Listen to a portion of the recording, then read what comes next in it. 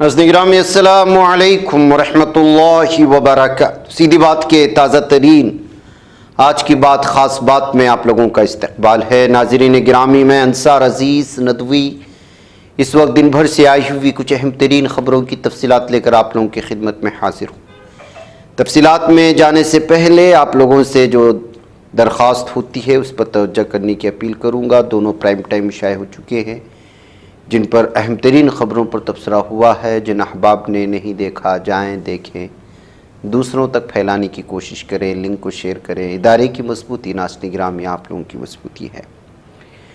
آئیے پہلی خبر کی جانب بڑھتے ہیں۔ ناظرین گرامی، وقف بورڈ کے تحفظ کو لے کر کے مسلم پرسنل لاء بورڈ کا 29واں اجلاس بھی اپنے اختتام کو پہنچا، 2 دن ہو گئے ہیں، لیکن اس سے پہلے بہت سارے اجلاس ایسے تھے جو اس کی تیاریوں کے لیے مختلف مقامات پر منعقد کیے جا رہے تھے۔ ایسے میں ایک شہر بنگلور کے مشہور و معروف عالم دین مولانا شاکر اللہ رشادی صاحب کا ایک بیان اس وقت بہت زیادہ وائرل ہو رہا ہے، جس میں وہ ذمہ داران اور عہدیداران مسلم پرسنل لاء بورڈ سے اپنے ہی لوگوں کی جانب سے وقف بورڈ پر گھپلا کرنے اور اس پر قبضہ کرنے اور اس کو الگ اعتبار سے دوسروں کے حوالے کرنے کو لے کر کے جو بدعنوانی ہوتی ہے ان سے نمٹنے اور ان سے وقف کی زمین کو بچانے کی اپیل کی گئی تھی۔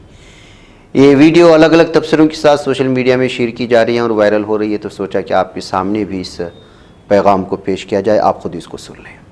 اور حکومت وقف کی ناپاک نگاہ جو اس زمین پر پڑی ہے، اس املاک پر پڑی ہے، اور اس کے خلاف جو احتجاج، جو کوششیں، کاوشیں ہو رہی ہیں، یہ بالکل ضروری ہے اور حالات اور تقاضے کے اعتبار سے اس کی سخت ضرورت ہے۔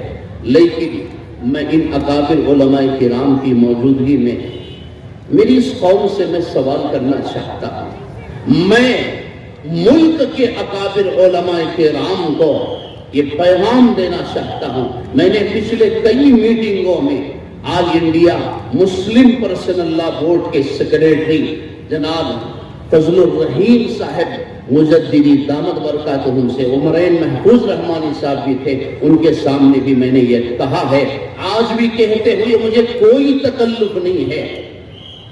اس سے پہلے کہ تم حکومت کی ناپاک نگاہ سے یا اس کے ناجائز قبضے سے اوقاف کی املاک کو بچاؤ، سب سے پہلے کلمہ پڑھنے والے، صف اول میں نماز پڑھنے والے، تہجد و تلاوت کی یہ پابند، یہ مسلمان ملت سے، مسلمان قوم کے ناجائز قبضوں سے اوقاف کی املاک کو بچاؤ۔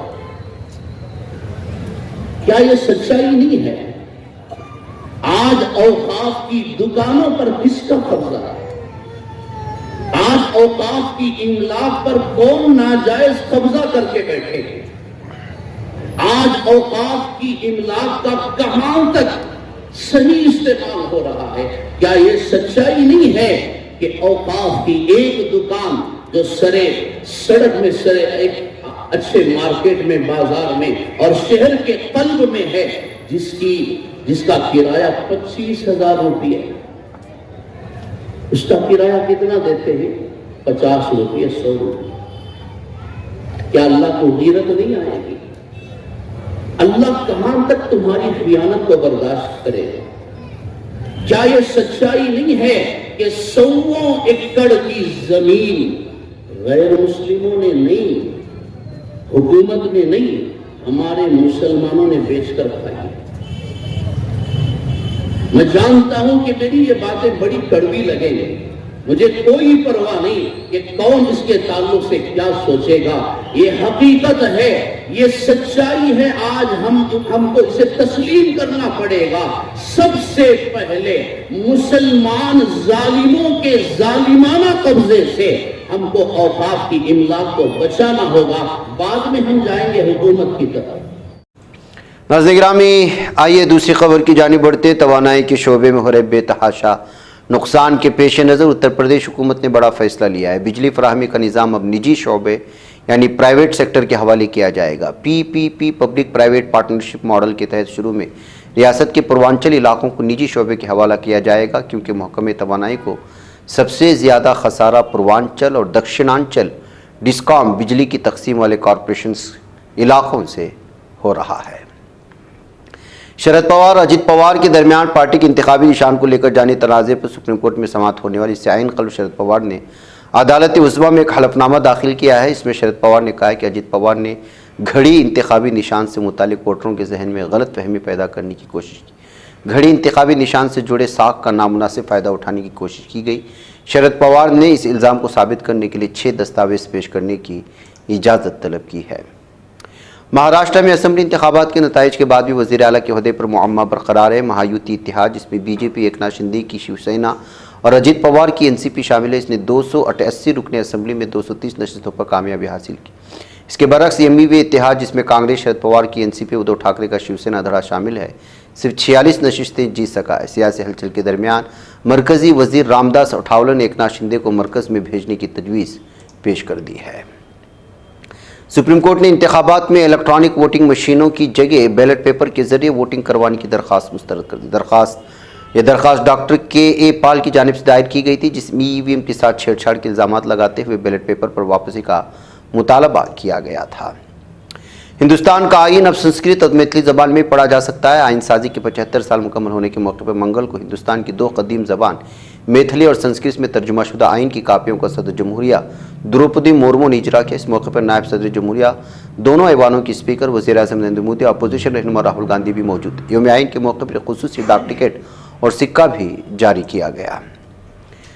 نئی دہلی کے تالکٹورا اسٹیڈیم میں یوم آئین کے موقع پر منعقدہ تقریب میں خطاب کرتے ہوئے راہل گاندھی نے بی جے پی حکومت اور وزیر اعظم نریندر مودی کو تنقید کا نشانہ بنا۔ انہوں نے آئین کی کتاب ہاتھ میں لہراتے ہوئے کہا، یہ ہندوستان کا آئین ہے، لیکن میں یقین کے ساتھ کہہ سکتا ہوں کہ نریندر مودی نے یہ کتاب نہیں پڑھی۔ اگر وہ پڑھتے تو یہ سب نہ کرتے جو وہ روز کرتے ہیں۔ محض ایک کتاب نہیں ہے، بلکہ ہندوستان کے ہزاروں سال کی سوچ اور 21ویں صدی کی سماجی ترقی کی عکاسی ہے۔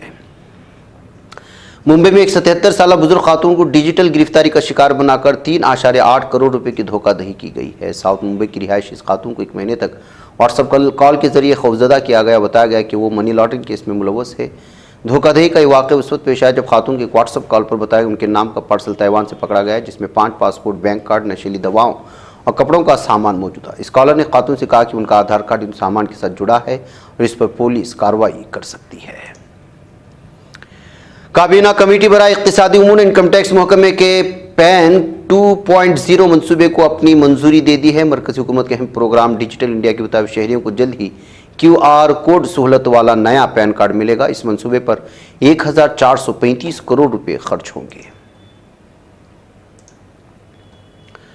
سپریم کورٹ نے 1976 کی ترمیم جس میں آئین کی تمہید میں سیکولرزم اور سوشلزم جیسے الفاظ شامل کیے گئے تھے کو چیلنج کرنے والی عرضی خارج کر اس معاملے کی سماعت کے دوران سپریم کورٹ نے واضح کیا کہ پارلیمنٹ کو آئین میں ترمیم کا اختیار حاصل ہے اور اختیار آئین کی تمہید پر بھی نافذ ہوتا ہے۔ انتخابی ضابطے اخلاق کے نفاذ کے دوران IPS افسر رشمی شکلا کی نائب وزیر اعلیٰ دیویندر فڈنویس سے ملاقات پر سخت اعتراض کرتے ہوئے مہاراشٹر کانگریس کے چیف ترجمان اتل نے انتخابی کمیشن سے مطالبہ کیا کہ وہ اس خلاف ورزی کا فوری نوٹس لے اور رشمی شکلا کے خلاف سخت کارروائی کرے۔ فرانسیسی توانائی کمپنی ٹوٹل انرجیز SE نے پیر کو ایک بیان میں کہا کہ وہ اڈانی گروپ کی کمپنیوں میں اس وقت تک کوئی نئی سرمایہ کاری نہیں کرے گا جب تک کہ اڈانی گروپ کے بانی گوتم اڈانی کو رشوت ستانی کے الزامات سے بری نہیں کیا جاتا۔ اپنے مزید بیان میں توانائی کے شعبے کی بڑی کمپنی ٹوٹل انرجیز نے کہا کہ اس کے پاس فی الحال مبینہ بدعنوانی کی تحقیقات کے بارے میں کوئی معلومات نہیں ہیں۔ امریکی عدالت کی جانب سے رشوت کے الزام میں کارروائی کے بعد سے معروف بزنس مین گوتم اڈانی کو عالمی سطح پر کافی نقصان کرنا پڑ رہا ہے۔ امریکہ اور کینیا سے ملے جھٹکوں سے اڈانی ابھی سنبھل بھی نہیں پائے تھے کہ ملکی سطح پر بھی ان کو زوردار جھٹکا لگ گیا۔ دراصل تلنگانہ کی کانگریس حکومت نے نوجوانوں کی اسکل ڈیولپمنٹ کے لیے اڈانی کے ذریعے دیے گئے 100 کروڑ روپے عطیہ کو قبول کرنے سے انکار کرتے ہوئے اس چیک کو واپس کر دیا ہے۔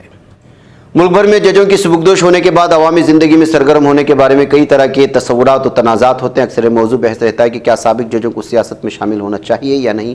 حال ہی میں سوال سابق DY چندرچوڑ سے بھی پوچھا گیا۔ اس کا جواب دیتے انہوں نے کہا کہ ہمارا سماج سبکدوش ججوں کو بھی نظام انصاف کے محافظ کے طور پر دیکھتا ہے، اس لیے طرز زندگی معاشرے کے قانونی نظام کے مطابق ہونا چاہیے۔ اسرائیلی ناکہ بندی اور حملے کی زد میں آنے والی غزہ کی پٹی کے مختلف علاقوں میں بارشوں نے لاکھوں افراد کے پناہ لینے والے خیموں کو نقصان پہنچایا ہے۔ غزہ کی پٹی میں سول ڈیفنس ڈائریکٹوریٹ کے ترجمان محمود بسال نے اپنے تحریری بیان میں اس حوالے سے معلومات فراہم کرتے ہوئے بارش نے جو تباہی مچائی اس کی تفصیلات فراہم کی ہیں۔ کوسٹاریکا کے دارالحکومت سانجو سے قریب ایک چھوٹے طیارے کے گرنے کے نتیجے میں 5 افراد کے ہلاک ہونے کی خبریں آ رہی ہیں۔ نائجیریا کے بینوے ریاست میں ہونے والے مسلح حملے میں 30 افراد ہلاک ہوئے ہیں۔ نیو عسکر کمیٹی کے چیئرمین ایڈمرل راب ہاؤ نے کہا کہ عوامی خدمات فراہم کرنے والے کاروباری مراکز کو جنگی منظرنامے کے لیے تیار رہنے، اس کے مطابق اپنی پیداوار اور تقسیم کے نیٹ ورک کا تعین کرنا چاہیے۔ راب ہاؤس نے بیلجیم کے دارالحکومت برسلز میں یورپی پالیسی سینٹر کی جانب سے منعقدہ تقریب سے اپنے خطاب میں کہا کہ مزاحمت کا تعلق محض فوجی صلاحیت سے نہیں ہوتا، تمام موجودہ ساز و سامان کو بطور ہتھیار استعمال کیا جانا چاہیے۔ لبنانی پارلیمان کے رکن قاسم ہاشم نے کہا ہے کہ ظالم دہشتگرد اسرائیل کے ساتھ جلدی جنگ بندی کا معاہدہ تقریباً مکمل ہو چکا ہے۔ پارلیمان کے رکن ہاشم نے اسرائیل اور لبنان کے درمیان آتش بندی کی کوششوں کے بارے میں معلومات فراہم کی تھی۔ ظالم دہشتگرد اسرائیلی صہیونی درندوں کے غزہ کے مختلف مقامات پر حملوں میں 12 فلسطینیوں کے شہید ہونے اور کئی لوگوں کے زخمی ہونے کی خبریں آ رہی ہیں۔ فلسطینی سرکاری خبر رساں ایجنسی وافا کی رپورٹ میں یہ تفصیلات فراہم کی گئی ہیں۔ ظالم دہشتگرد اسرائیل کے انتہائی دائیں بازو کے قومی سلامتی وزیر اتمر بن گویر نے لبنان میں ممکنہ جنگ بندی کی مخالفت کرتے ہوئے کہا کہ یہ ایک بڑی غلطی ہوگی۔ ناظرین گرامی، آج کی بات خاص بات میں اتنا، انشاءاللہ پھر آپ لوگوں سے ملاقات ہوگی۔ مجھے اجازت دیں۔ السلام علیکم ورحمۃ اللہ وبرکاتہ۔